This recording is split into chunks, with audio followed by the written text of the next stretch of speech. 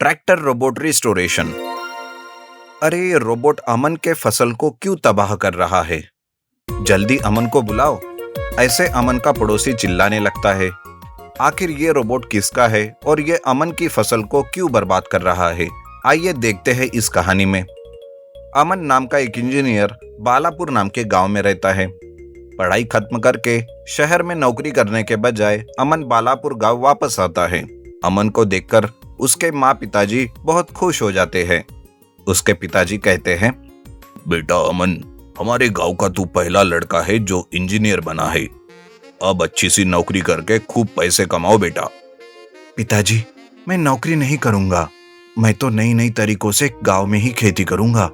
नई टेक्नोलॉजी का इस्तेमाल करके खेती करके ही पैसे कमाऊंगा और गांव वालों की भी मदद करूंगा। अरे बेटा, हर कोई शहर जाकर काम करता है और तू है कि इंजीनियर होके भी खेती करना चाहता है। हाँ पिताजी, आप बस देखते जाइए। यह समझ लीजिए कि आप रिटायर हो गए। अब मुझे काम करने दीजिए। उस दिन से अमन खेतों के काम में जुट जाता है।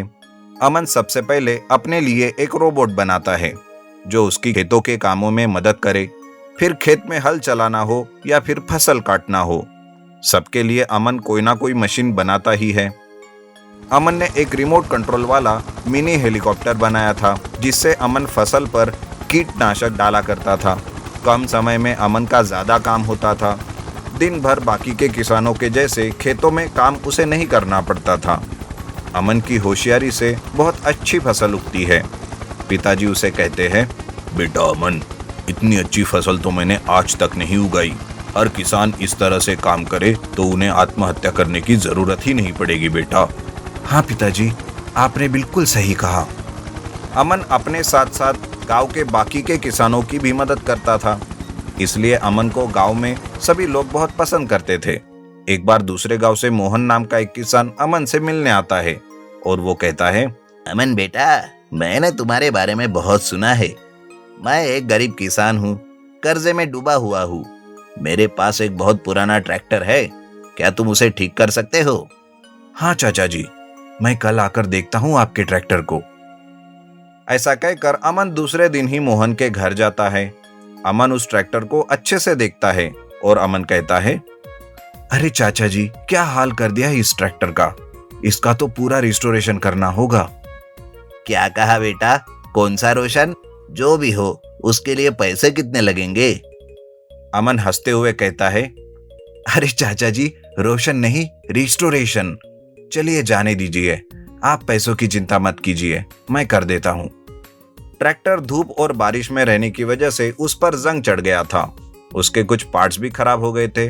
तब अमन कहता है, चाचा जी, आप चिंता ना करें, मैं इस पुराने ट्रैक्टर को बिल्कुल नया कर दूंगा और ऐसे ऐसे नए पार्ट्स डालूंगा कि आपको खेतों के काम करने में आसानी हो जाएगी। ऐसा कहकर अमन अपनी रोबोट की मदद से उस ट्रैक्टर का रिस्टोरेशन करना चालू करता है। अमन सारे जंग को निकालता है, उसमें कुछ नए पार्ट्स खरीद कर डालता है और रोबोट का रिपेयर करता है।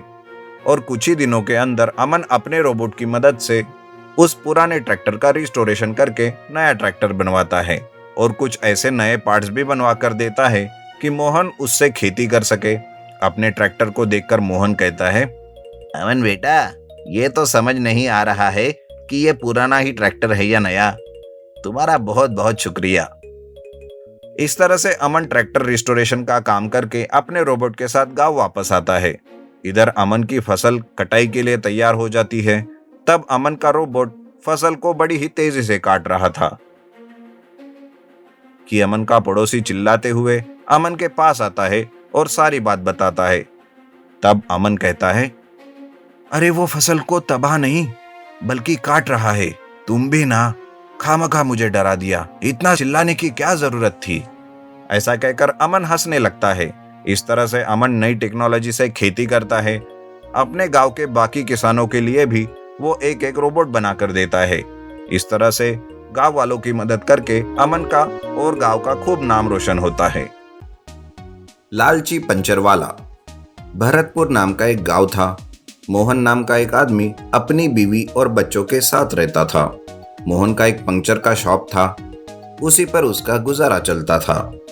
मोहन अच्छा आदमी तो था, पर उसे जुगार का बड़ा शौक था। इसी कारण उसकी बीवी उससे बड़ी परेशान रहती थी। एक शाम जब मोहन घर आता है, तब उसकी बीवी राधा उसे कहती है, अजी कुछ पैसे चाहिए थे, वो कल मुझे महिला मंडल में देना है। अरे इधर खाने के लिए पैसे नहीं है और चली महिला मंडल को पैसे देने के लिए। इस बात पर राधा को बड़ा गुस्सा आता है और वो गुस्से में कहती है, आपके जुगार के लिए पैसे बराबर रहते हैं, बस हमारे लिए नहीं। मुझे आज कैसे भी पैसे चाहिए, मतलब चाहिए। ये सुनकर मोहन चुप बैठ जाता है, कुछ बोल नहीं पाता, क्योंकि उस दिन कमाए हुए सारे पैसे वो जुए में हार जाता है। तब थोड़ी देर में मोहन कहता है, अरे राधा, तुझे क्या बताऊं, आज ना कोई ग्राहक नहीं आया, तो मेरे पास एक भी रुपया नहीं है। ग्राहक नहीं आए या फिर जुए में हार गए? अब बस हो गया आपका ये जुगार। अगर आपने ये सब नहीं छोड़ा तो मैं आपको छोड़कर चली जाऊंगी अपने बेटे बंटी को लेकर।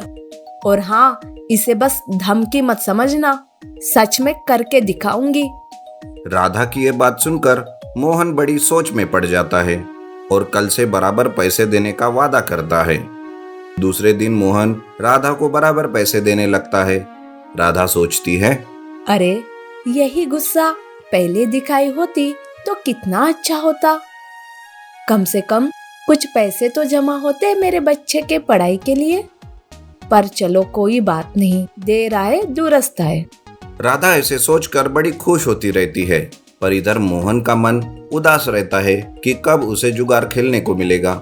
मोहन ऐसे ही अपने शॉप पर उदास बैठा था कि तभी उसका दोस्त सनी वहां पर आता है और वो कहता है, अरे मोहन, कहाँ गायब हो गया? दिखाई नहीं दे रहा है अड्डे पे। अरे क्या बताऊं यार। हाँ हाँ, सब समझ आ गया। भाभी से डर रहा है। सारी बात तू क्या भाभी को बताता रहता है? अरे बीवी को क्या बताने की जरूरत है, सब पता होता है उन्हें पहले से ही।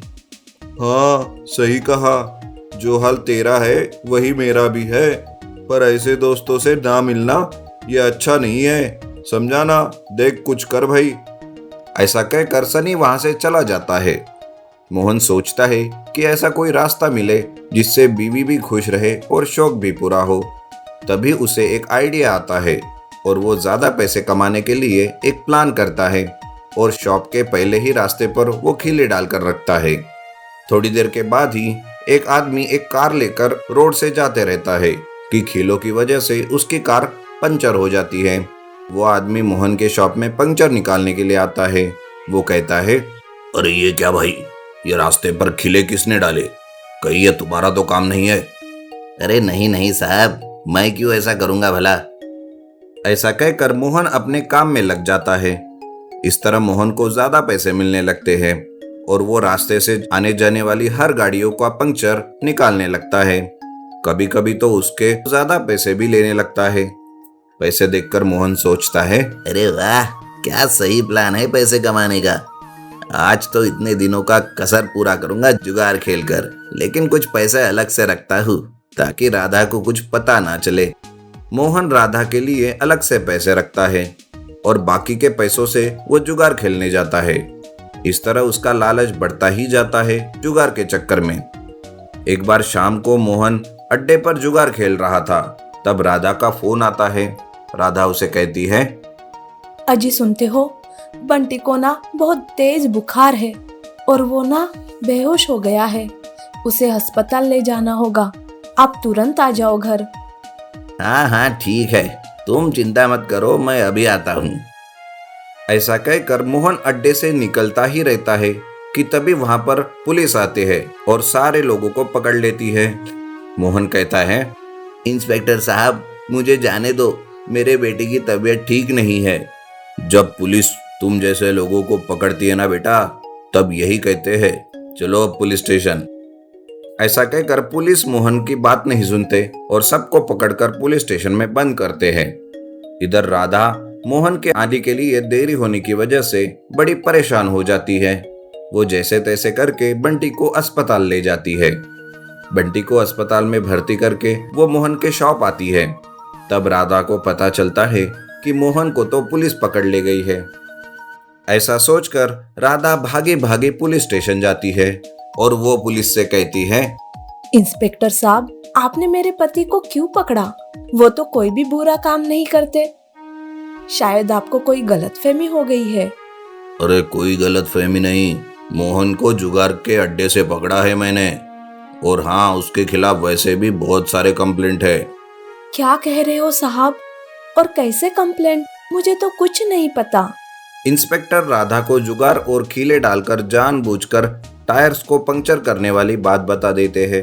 राधा को यह सुनकर बड़ा बुरा लगता है और मोहन से वो मिलने जाती है और कहती है, आपने तो मेरा भरोसा ही तोड़ दिया। मैं समझ रही थी कि आप सुधर गए हो, पर आपको तो अपने बेटे की भी चिंता नहीं रही। आज के बाद मैं आपके साथ नहीं रहना चाहती। अरे नहीं नहीं राधा, मुझे छोड़ के मत जाओ, बस इस बार मुझे माफ कर दो राधा। लेकिन राधा मोहन की एक भी बात नहीं सुनती और वहां से चली जाती है। मोहन को अपने किए पर बड़ा अफसोस होता है, पर तब तक बहुत देर हो चुकी थी। राधा अपने बेटे बंटी को लेकर अपने मायके चली जाती है।